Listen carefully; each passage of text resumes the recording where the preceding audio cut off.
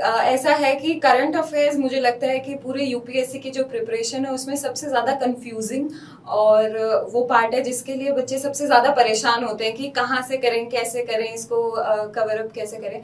तो मेरा ऐसा प्लान रहता था कि एक तो डेली बेसिस पे कुछ कुछ आपको करना चाहिए। या तो आप न्यूज़पेपर पढ़ सकते हैं, लेकिन उसका भी कोई बहुत ज़्यादा हार्ड एंड फास्ट रूल नहीं है कि न्यूज़पेपर पढ़ना, आपको डेली बेसिस पे अवेयर रहना है। तो मैं ओनली आईएएस का वीडियो देखा करती थी ज़्यादा।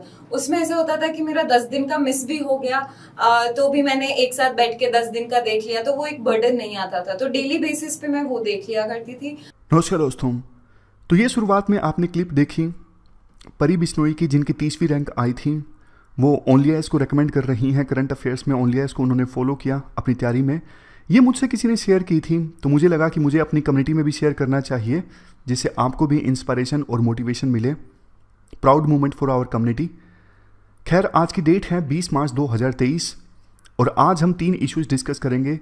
सबसे पहले हिंदू का आर्टिकल डिस्कस करेंगे, इंडिया चाइना बॉर्डर पर पीस इस्टेब्लिश करने को लेके। दूसरा आर्टिकल यूनिवर्सल हेल्थ केयर। तीसरे नंबर पे एथिक्स और रिलीजन से संबंधित एथिक्स का एक टॉपिक हम डिस्कस करेंगे। और डिस्कशन स्टार्ट करने से पहले एक छोटी सी स्टोरी है जो आप यूज कर सकते हो ऐसे या एथिक्स में। एक बार देखो, एक इंजीनियर ने ना जबरदस्त एक कार बनाई, बहुत अच्छी कार बनाई थी, डिजाइन बहुत बढ़िया था। लेकिन जब देखो कार को वर्कशॉप से बाहर निकालने की बारी आई ना, तो प्रॉब्लम आ गई। वर्कशॉप का जो एंट्रेंस था ना, वो छोटा पड़ रहा था और कार का साइज बड़ा था, बहुत थोड़ा सा बड़ा था, मतलब ज़्यादा बड़ा भी नहीं था, कुछ ही इंचीज। तो ना अलग अलग सजेशंस दिए गए। इंजीनियर ने बोला कि एंट्रेंस को थोड़ा सा तोड़ दिया जाए, किसी ने ये बोला कि निकाल लेते हैं, कोई बात नहीं, थोड़ा बहुत स्क्रैच आएंगे, ठीक कर देंगे। तो अलग अलग जो एक्सपर्ट वहाँ पे मौजूद थे ना, अलग अलग राय दे रहे थे कि कैसे ये प्रॉब्लम सोल्व की जाए। कार का साइज़ थोड़ा बड़ा है, एंट्रेंस का साइज़ थोड़ा छोटा है, कैसे इस प्रॉब्लम को एड्रेस किया जाए। तो वहाँ पे ना एक वॉचमैन खड़े थे।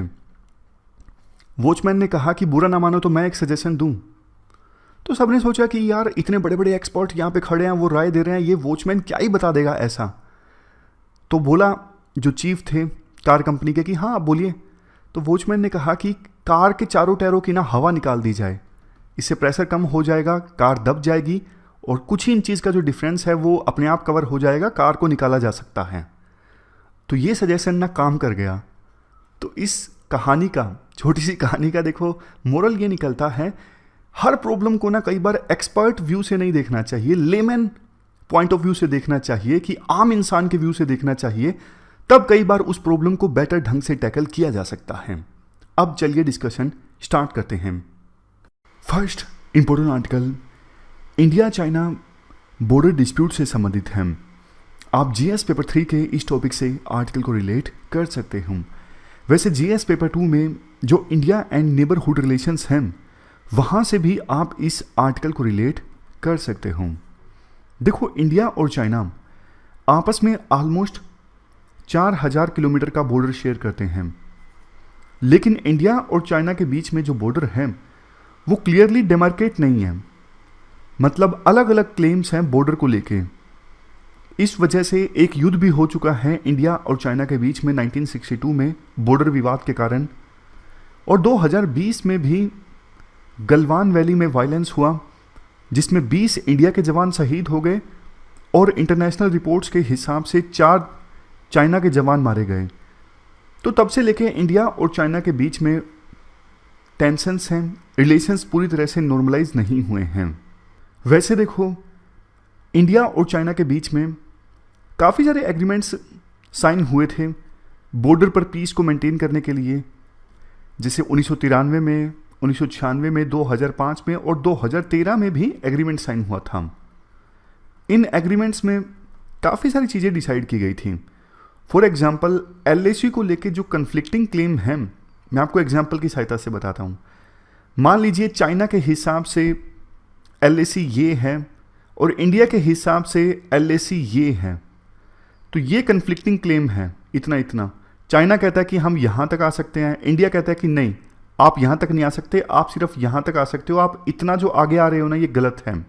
तो ये जो कन्फ्लिक्टिंग क्लेम्स है ना, इन्हीं को एड्रेस करने के लिए ये एग्रीमेंट्स साइन हुए थे, 93 का, 96 का, 2005 का और 2013 का।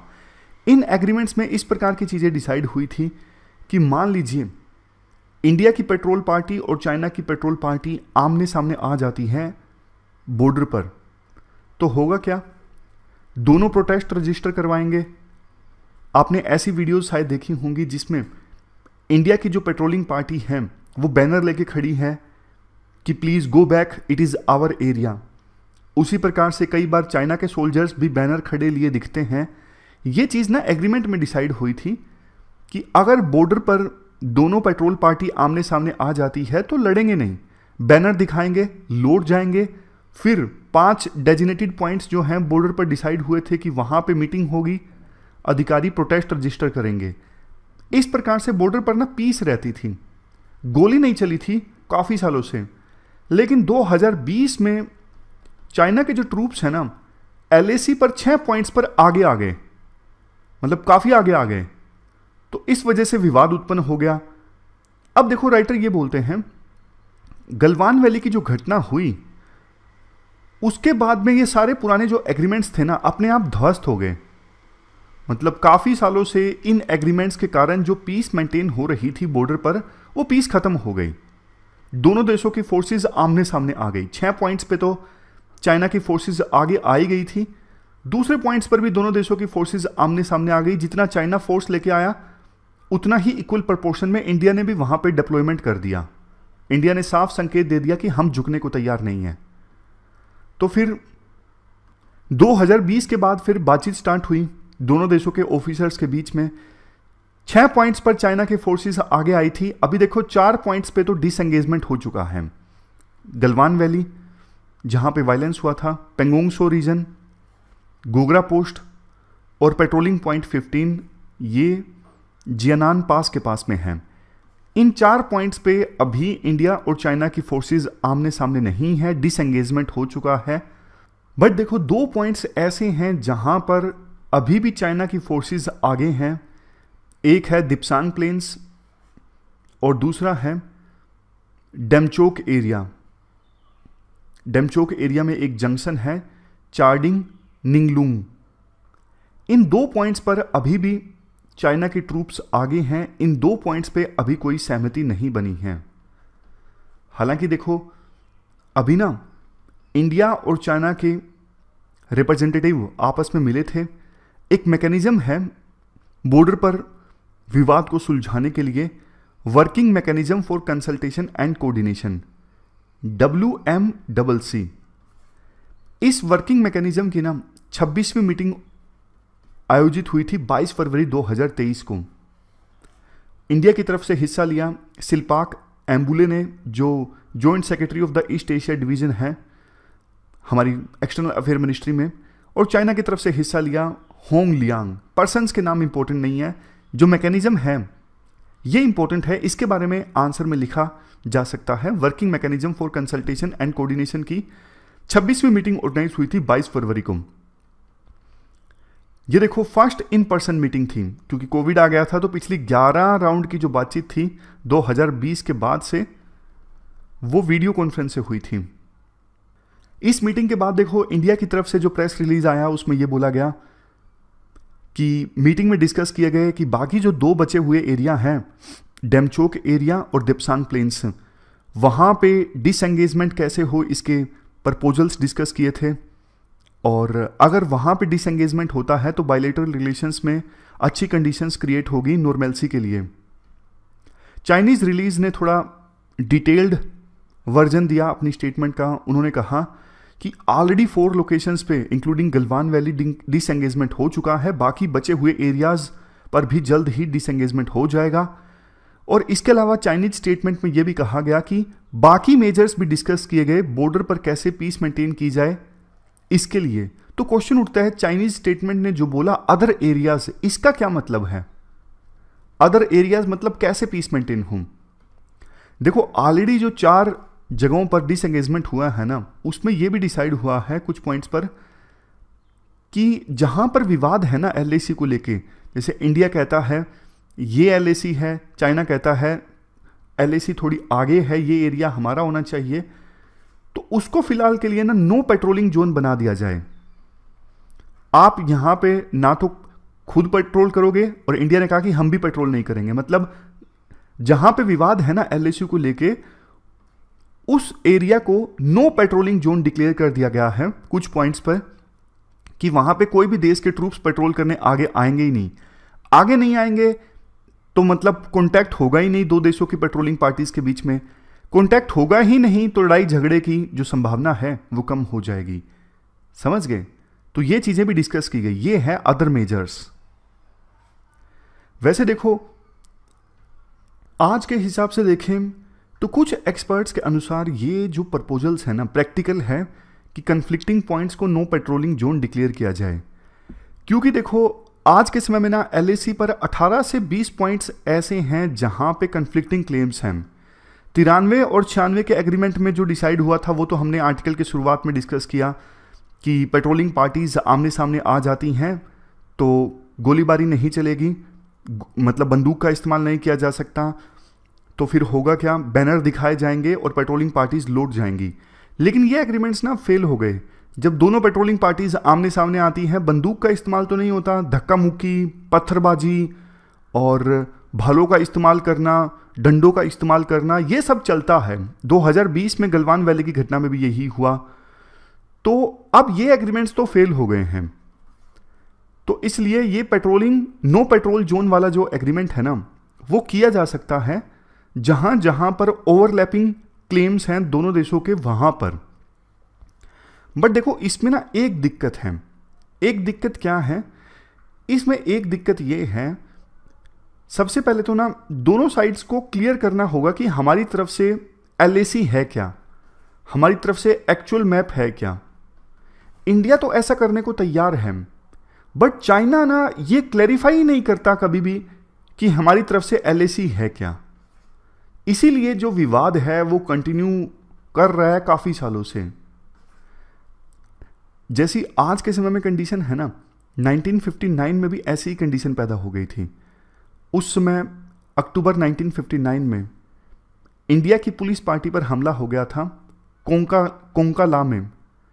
10 जवान इस हमले में शहीद हो गए थे और इससे भी ज़्यादा चाइना की तरफ से कैप्चर कर लिए गए थे। तो उस समय काफ़ी टेंशन्स पैदा हो गई थी इंडिया और चाइना के बीच में। चाइना के जो प्रीमियर थे ना, जोउ इनलाई, उन्होंने उस समय भारत के प्रधानमंत्री नेहरू को एक खत लिखा था जिसमें उन्होंने ये प्रपोजल दिया, इंडिया और चाइना की फौज जो अभी बॉर्डर पर आमने सामने है ना, ये वहां से 20 किलोमीटर पीछे चली जाए। जैसे ये मैकमोन लाइन है, इंडिया की फोर्सेस 20 किलोमीटर पीछे और चाइना की फोर्सेस 20 किलोमीटर पीछे, तो कांटेक्ट नहीं होगा, लड़ाई नहीं होगी। बट दिक्कत वही है जो मैंने आपको बताया, चाइना मैप अवेलेबल नहीं करवाता। मतलब चाइना की क्या सोच है एलएसी को लेके, ये चाइना क्लियर ही नहीं करता। चाइना के हिसाब से क्या मैप होना चाहिए वो चाइना बताता ही नहीं है। इस वजह से कोई ढंग का कॉन्क्रीट एग्रीमेंट हो ही नहीं पाता। Over the period of time, मतलब पिछले काफ़ी सालों में चाइना ने अपनी जो गोल पोस्ट है चेंज कर ली है। गोल पोस्ट चेंज करने का मतलब ये है, जैसे देखो हम भी ऐसा करते हैं, जैसे पढ़ते हैं ना कि 15 मिनट रेस्ट करूंगा फिर पढ़ूंगा, लेकिन जब 15 मिनट होने लगते हैं फिर हम हमारी गोल पोस्ट चेंज कर लेते हैं। 15 मिनट नहीं, बस 5 मिनट और पढ़ूंगा, तब 5 मिनट और आराम करूंगा फिर पढ़ूंगा। ये मतलब होता है गोल पोस्ट चेंज करने का। तो चाइना भी ना गोल पोस्ट चेंज करता रहता है, इस वजह से ये लड़ाई रहती है बॉर्डर पर। बट हमारे जो विदेश मंत्री हैं ना, उन्होंने भी चाइना के विदेश मंत्री को साफ तौर पे बोल दिया था मार्च 2022 में, अगर देखो जब तक एलएसी पर टेंशन्स रहेगी ना तो छोड़ ही दीजिए ये सोच कि दोनों देशों के बीच में रिलेशंस नॉर्मलाइज हो सकते हैं। रिलेशंस 2020 के बाद में काफ़ी कमज़ोर हो गए हैं, खतरनाक मोड पर हैं। तो इसलिए कॉन्क्रीट एक्शन चाइना को अपनी तरफ से लेना होगा बॉर्डर पर शांति इस्टेब्लिश करने के लिए, बॉर्डर विवाद सुलझाने के लिए। तो ये पूरा आर्टिकल हमने डिस्कस किया। चलते हैं आगे। इसके बाद next article universal health care से संबंधित है और आप जीएस पेपर सेकंड के इस टॉपिक से आर्टिकल को रिलेट कर सकते हो। देखो, हेल्थ का मतलब क्या है? WHO के अनुसार हेल्थ की डेफिनेशन ये है ना सिर्फ फिजिकल फिटनेस या फिर absence of disease and disability, कोई डिजीज़ ना हो, डिसेबिलिटी ना हो, फिजिकल फिटनेस हो, इसके साथ साथ मेंटल हेल्थ अच्छी हो, सोशल वेलबींग, हैप्पीनेस, ये सब हेल्थ की डेफिनेशन के अंदर आते हैं WHO के अनुसार। तो जब हम हेल्थ की बात करते हैं ना, तो प्रॉपर जो हेल्थ है सिर्फ हेल्थ मिनिस्ट्री के द्वारा अचीव नहीं की जा सकती। अगर अपने देश की बात करें तो काफ़ी सारी मिनिस्ट्रीज़ को मिलकर काम करना होगा, जैसे women and child development, food and nutrition, agriculture and animal husbandry, civil supplies, rural water supply and sanitation, social welfare, tribal welfare, education, forestry, ये सब मिनिस्ट्रीज मिलकर काम करेगी, तब जाके प्रॉपर हेल्थ को अचीव किया जा सकता है किसी इंडिविजुअल के लिए। और देखो ये जो नारा है ना, health for all by the year 2000, ये काफ़ी पहले निकल के आया था। वर्ल्ड हेल्थ असेंबली की मीटिंग हुई थी 1977 में। सबसे पहले ये नारा प्रपोज किया गया था हाफडेन महलर के द्वारा 1977 में कि सबके लिए हेल्थ सुनिश्चित होनी चाहिए। फॉर ऑल का मतलब है यहां पे यूनिवर्सलाइजेशन, हर एक इंडिविजुअल के लिए, चाहे देखो वो कोई भी उसका फाइनेंशियल स्टेटस हो, वो अमीर हो, गरीब हो, जेंडर कुछ भी हो, रेस कुछ भी हो, कहीं पर भी वो रहता हो, वो अफोर्ड कर सके या फिर ना कर सके, हेल्थ जो है वो सबके लिए सुनिश्चित होनी चाहिए। तो ये नारा निकल के आया 1977 में सबसे पहले। हमारे देश में उस समय नेशनल हेल्थ पॉलिसी आई थी 1983 में, और इस नेशनल हेल्थ पॉलिसी के थ्रू इंडिया ने हेल्थ फॉर ऑल को इंप्लीमेंट करने की कोशिश की, हेल्थ फॉर ऑल बाय 2000, लेकिन कंप्लीटली इस गोल को अचीव नहीं किया जा सका। राइटर ये कहते हैं, देखो आल्मा आटा ये जगह है कजाकिस्तान में, यहां पर ना 1978 में एक international conference on primary health care आयोजित हुई थी। तो इस कॉन्फ्रेंस में ना मेरे मुंह से निकल रहा था प्रेस कॉन्फ्रेंस नहीं, इस इंटरनेशनल कॉन्फ्रेंस में ना 8 कंपोनेंट्स आइडेंटिफाई किए थे। मतलब प्राइमरी हेल्थ केयर का मतलब क्या है, इसमें 8 कंपोनेंट्स आइडेंटिफाई किए गए थे। जैसे देखो, prevention of disease including vaccination, minor जो इलनेस हैं उनका इलाज, एक्सीडेंट्स का इलाज, ये सारी चीज़ें। लेकिन देखो इस इंटरनेशनल कॉन्फ्रेंस में ना, जो ये international conference on primary health care थी, इसमें ना बहुत सारे डिजीज़ को छोड़ दिया गया, जैसे नॉन कम्युनिकेबल डिजीज़, कोई डायबिटीज़ है, हेल्थ संबंधित डिजीज़ है, मेंटल इलनेस है, इन सबको छोड़ दिया गया। प्राइमरी हेल्थ केयर में इनको शामिल नहीं किया गया। मतलब सोच के देखिए, क्या गरीब लोगों को ये बीमारियां नहीं हो सकती हैं, होती भी हैं, तो फिर इन बीमारियों को छोड़ने का लॉजिक समझ में नहीं आता 1978 की आल्मा आटा इंटरनेशनल कॉन्फ्रेंस में।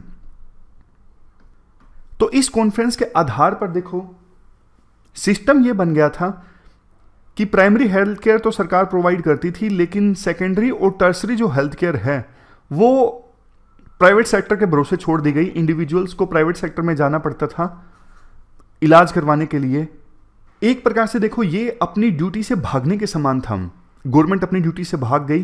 टर्सरी और सेकेंडरी जो हेल्थ केयर था वो पूरी तरह से प्राइवेट सेक्टर के भरोसे छोड़ दिया गया, और सेकेंडरी और टर्सरी केयर पूरी तरह से अनरेगुलेटेड रहा। प्राइवेट सेक्टर अपने प्रॉफिट बनाने के चक्कर में कई बार फर्जी टेस्ट करवाते, मतलब सारे नहीं, कुछ हॉस्पिटल्स सिलेक्टेड। धीरे धीरे आखिरकार सरकार को समझ ही आ गया कि गरीब लोगों को भी नॉन कम्युनिकेबल डिजीज होते हैं, तो उनको भी मतलब हेल्थ की डेफिनेशन में पहली तो बात ये सब चीज़ें शामिल की जाएं, जैसे मेंटल हेल्थ केयर है और नॉन कम्युनिकेबल डिजीज़ हैं। तो ना सरकार ने फिर primary health care version 2 define किया। मतलब कॉम्प्रिहेंसिव प्राइमरी हेल्थ केयर का कंसेप्ट सरकार लेके आई और इसको ऑपरेशनलाइज भी किया 2013 के नेशनल रूरल हेल्थ मिशन में, NRHM में।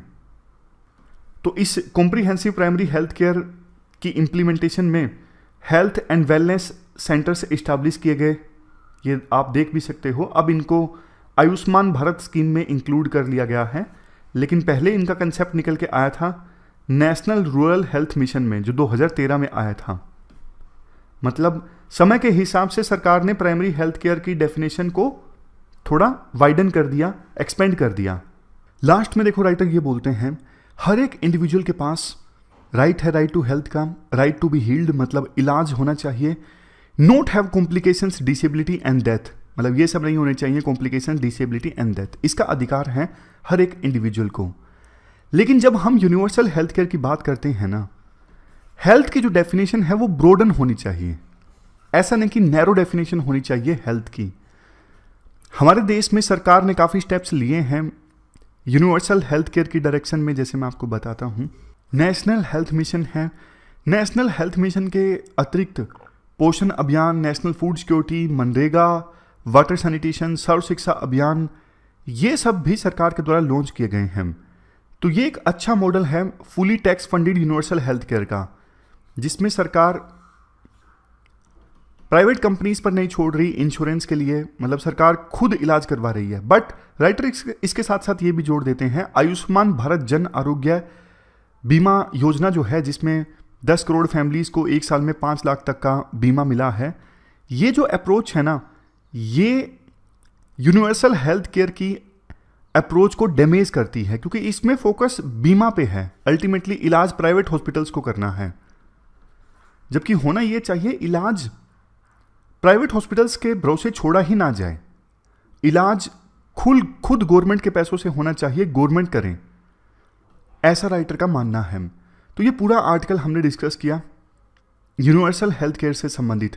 देखो, यूनिवर्सल हेल्थ केयर तो आना चाहिए। जापान जैसे देशों में ना यूनिवर्सल हेल्थ केयर आया, इससे बहुत फायदा हुआ जापान को, क्योंकि देखो लोग स्वस्थ हैं तो वो इकोनॉमी में ज़्यादा कंट्रीब्यूट करते हैं।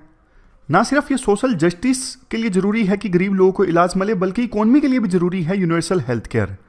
एक गरीब आदमी, घर में कोई सदस्य बीमार हो जाता है तो उस पर कितना बर्डन आ जाता है, उसके डेली वेजेस ही बहुत कम है, महीने में उसकी सैलरी बहुत कम है, खर्चा मुश्किल से चल पाता है। लेकिन कोई बीमार हो गया घर का सदस्य, उसके लिए खर्चा फिर निकाल पाना बहुत मुश्किल साबित होता है, डेट लेना पड़ता है, मतलब उधार लेना पड़ता है, कर्ज के बोझ तले दब जाता है वो गरीब पर्सन। तो इसलिए यूनिवर्सल हेल्थ केयर का अच्छे ढंग से इम्प्लीमेंटेशन बहुत जरूरी है। तो ये पूरा आर्टिकल हमने डिस्कस किया। लास्ट में एथिक्स और रिलीजन से संबंधित जो टॉपिक है वो हम डिस्कस कर लेते हैं। बात करेंगे एथिक्स और रिलीजन के बीच क्या रिलेशनशिप है। पहले हम समझने की कोशिश करते हैं दोनों को बराबर में रखकर, उसके बाद हम कॉन्फ्लिक्ट के बारे में जानेंगे। एथिक्स और रिलीजन के बीच कब कॉन्फ्लिक्ट देखने को मिलता है, सिमिलरिटीज़ क्या हैं और डिफरेंसेस क्या हैं। रिलीजन देखो फेथ पर आधारित होता है, विश्वास पर आधारित होता है। जैसे हिंदुइज्म में मूर्ति पूजा की जाती है, दूसरे धर्मों में भी भगवान के प्रति श्रद्धा अर्पित करने के लिए, वर्शिपिंग के लिए अलग अलग रिचुअल्स हैं। इनके पीछे देखो कोई लॉजिक नहीं निकलता, ये विश्वास के ऊपर है। मूर्ति में भगवान निवास करते हैं या फिर नहीं करते हैं, आप यहाँ पर लॉजिक नहीं लगा सकते। और भी जैसे काफ़ी सारे रीति रिवाज ऐसे होते हैं जो सिर्फ और सिर्फ विश्वास पर आधारित होते हैं, बिलीफ पर आधारित होते हैं, रीजनिंग नहीं होती, लॉजिक नहीं होता। लेकिन दूसरी तरफ एथिक्स जो होते हैं वो रीजनिंग पे आधारित होते हैं, लॉजिक पे आधारित होते हैं। लॉजिक हालांकि देखो गलत भी हो सकता है, लेकिन एटलीस्ट लॉजिक दिया जाता है कि इस चीज़ के पीछे ये लॉजिक है।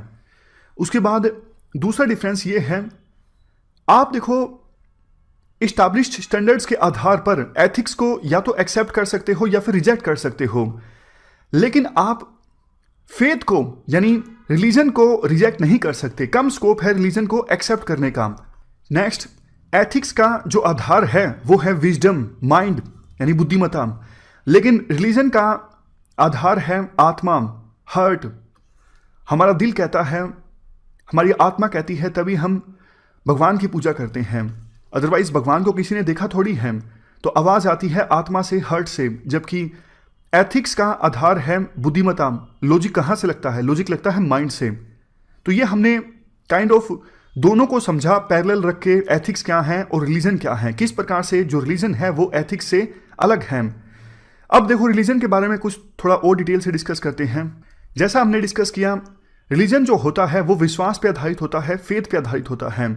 हमारे सोसाइटी में कई सारे फेथ हैं जो कि अलग अलग बेसिक वैल्यूज पर आधारित हैं, अलग अलग बेसिक वैल्यूज को प्रोपगेट करते हैं। जैसे क्रिश्चियनिटी की बात करें, फॉरगिवनेस, लव, केयर, कंपैशन, इन सब वैल्यूज को प्रमोट किया जाता है क्रिश्चियनिटी के द्वारा।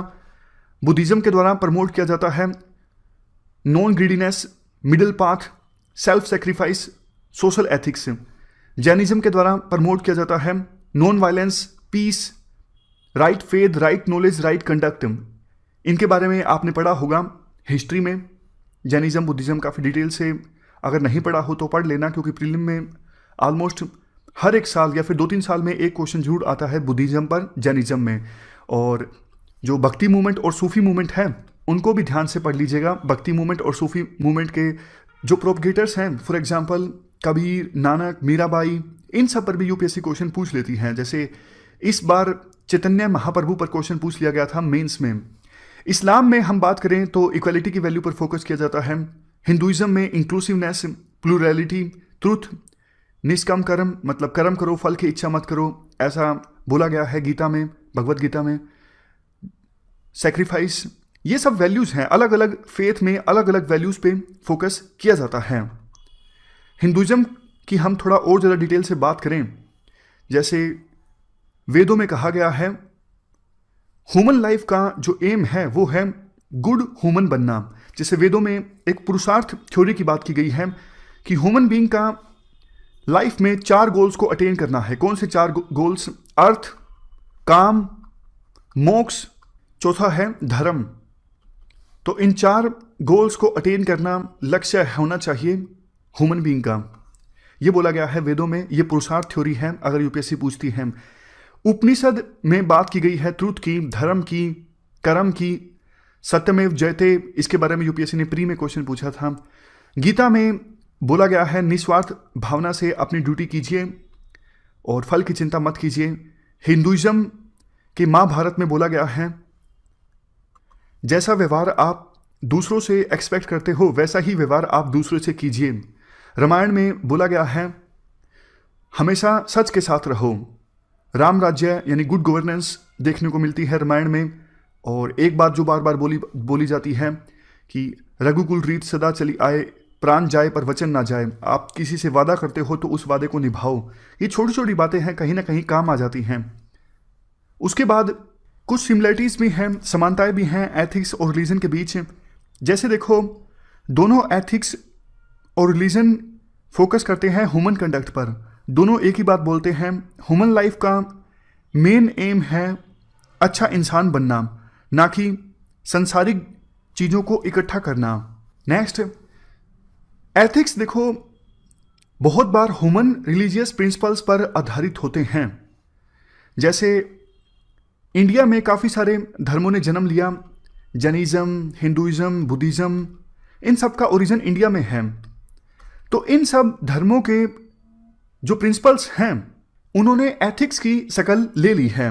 जैसे मैं आपको एग्जांपल देता हूं, truth, non violence, inclusive society, ये अलग अलग धर्मों के प्रिंसिपल्स हैं। वैसे देखो ऐसा नहीं है कि कोई धर्म वायलेंस सिखाता है, लेकिन नॉन वायलेंस का ज़्यादा फोकस है जैनिज्म में। उसी प्रकार से इंक्लूसिव सोसाइटी का ज़्यादा फोकस है हिंदुइज्म, ट्रूथ का ज़्यादा फोकस है हिंदुइज्म में।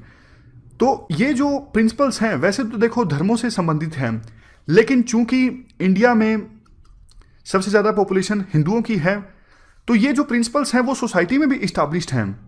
कहने का एसेंस क्या हुआ यहाँ पर? कहने का एसेंस ये हुआ कि रिलीजियस प्रिंसिपल्स के आधार पर सोसाइटी में एथिक्स इमर्ज होके आते हैं। हमेशा ऐसा नहीं होता, लेकिन बहुत बार ऐसा होता है। आगे हम डिस्कस करेंगे। जैसे कन्फ्लिक्ट भी देखने को मिलता है एथिक्स और रिलीजन के बीच। मैं आपको सिंपल एग्जांपल देता हूँ। हाजी अली दरगाह में वुमेन की एंट्री को रोका जा रहा है। सोसाइटी आगे बढ़ गई है, लिबरल वैल्यूज़ को अब एक्सेप्ट किया जाता है समाज में, लेकिन रिलीजन पीछे रह गया है। इसलिए दोनों के बीच कन्फ्लिक्ट देखने को मिलता है। यह हम आगे डिस्कस करेंगे जब कन्फ्लिक्ट की बात करेंगे। अभी फिलहाल सिमिलरिटीज़ की हम बात कर रहे हैं। देखो, दोनों रिलीजन और एथिक्स ह्यूमन बींग्स के लिए एम रखते हैं, ऑब्जेक्टिव्स रखते हैं और तरीका भी बताते हैं कि उन एम्स को, उन ऑब्जेक्टिव्स को कौन से तरीके की सहायता से प्राप्त किया जा सकता है, यानी राइट पाथ कौन सा है। जैसे देखो, रिलीजन में आपको पता है मीन पर फोकस किया जाता है भगवत गीता के द्वारा। भगवत गीता में क्या कहा गया है कि आप सिर्फ कर्म पर फोकस करो, फल की चिंता मत करो। इसी प्रकार से अलग अलग धर्मों में निर्वाणा की बात की गई है। निर्वाणा जो कि एक एंड है। कहा यह जाता है कि सिर्फ आप ये देखिए कि जीवन में मुक्ति कैसे मिल सकती है, मोक्ष कैसे प्राप्त हो सकता है, मीन्स मत देखिए।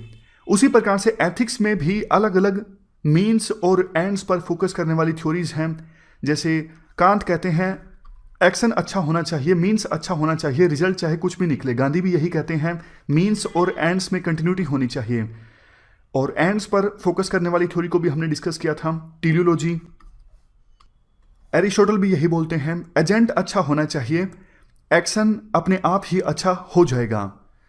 तो ये 4 सिमिलरिटीज आप लिख दीजिएगा अगर यूपीएससी पूछती है सिमिलरिटीज क्या है एथिक्स और रिलीजन के बीच। अब हम कन्फ्लिक्ट की बात करते हैं। एथिक्स और रिलीजन के बीच कन्फ्लिक्ट कैसे देखने को मिलता है, एग्जाम्पल्स भी देखेंगे और क्यों देखने को मिलता है। जब देखो एथिक्स को धर्म के ऊपर इंपोज किया जाता है और रिलीजन को एथिक्स के ऊपर इंपोज किया जाता है, तब टेंशन और कन्फ्लिक्ट देखने को मिलता है रिलीजन में और एथिक्स के बीच में। जैसे सबरीमाला टेम्पल एंट्री केस देख लीजिए। 10 वर्ष से 50 साल के बीच की जो महिलाएं हैं उनको नहीं एंटर करने दिया जाता सबरीमाला टेम्पल में। रिलीजन की अलग से थ्योरी है। भगवान अयप्पा जो हैं जिनका वो मंदिर है, उन्होंने ब्रह्मचर्य अपना के रखा है, इसलिए ये लॉजिक दिया जाता है। जबकि आपको पता है वैल्यूज़ अब हमें नहीं अलाउ करती कि इस प्रकार की जो सिचुएशन है कि वुमेन्स को ना एंटर करने दिया जाए, डिस्क्रिमिनेशन किया जाए महिलाओं के साथ सिर्फ इसलिए कि वो महिलाएं हैं।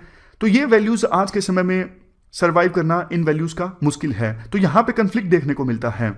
इवन देखो रिलीजन को इम्पोज किया गया था मेडिवल टाइम में भी। उस समय वेस्टर्न सोसाइटी में मेडिवल ईरा में यानी मध्यकालीन ईरा में पोप का रूल हुआ करता था, लेकिन सोसाइटी मॉडर्नाइज हो चुकी थी, मोरल लिबरल वैल्यूज इमर्ज होके आई थी, धीरे धीरे आ रही थी मेडिवल ईरा में। तो कन्फ्लिक्ट देखने को मिला था रिलीजन के बीच और एथिक्स के बीच। इवन इंडियन कॉन्स्टिट्यूशन को जब अडॉप्ट किया गया था तो बहुत से लोगों ने बोला था कि हिंदू राष्ट्र इस्टाब्लिश किया जाए, लेकिन हमारे देश के संविधान में सेकुलर वैल्यूज़ को अडॉप्ट किया गया। हालांकि सेकुलरिज्म वर्ड बाद में आया, लेकिन जैसा हम डिस्कस कर चुके हैं जब हमने सोसाइटी में सेकुलरिज्म को डिस्कस किया था, बहुत से राइट्स ऐसे हैं जो ऑटोमेटिकली हमारे संविधान को सेकुलर बनाते हैं, हमारे देश को सेकुलर बनाते हैं। जैसे आर्टिकल 25, 26, 23, 28 और राइट टू इक्वालिटी वाले फंडामेंटल राइट्स हैं। तो इस प्रकार से हमने बात की कैसे एथिक्स और रिलीजन के बीच कन्फ्लिक्ट देखने को मिलता है। लेकिन यूपीएससी देखो क्वेश्चन इस प्रकार से भी पूछ सकती है कि ये कन्फ्लिक्ट होता क्यों है। कन्फ्लिक्ट देखो होता है एक तो एब्सेंस ऑफ रैशनल थिंकिंग की वजह से। सोसाइटी में जो लोग हैं वो रैशनली नहीं सोचते, तो इस वजह से कन्फ्लिक्ट देखने को मिलता है। दूसरा, धर्म काफ़ी बार पिछड़ जाता है, मतलब आउटडेट हो जाता है धर्म यानी रिलीजन, लेकिन फेथ को कोई क्वेश्चन नहीं कर सकता। जैसे जो विभिन्न धर्म हैं वो समय के अनुसार अपने आप को अपडेट नहीं कर पाते, लेकिन एथिक्स समय के अनुसार अपडेट होते जाते हैं। लेकिन कोई यूं कह नहीं सकता कि फेथ गलत है, रिलीजन को कोई गलत बता नहीं सकता। तो ये भी एक रीजन है कन्फ्लिक्ट देखने को मिलता है रिलीजन के बीच और एथिक्स के बीच।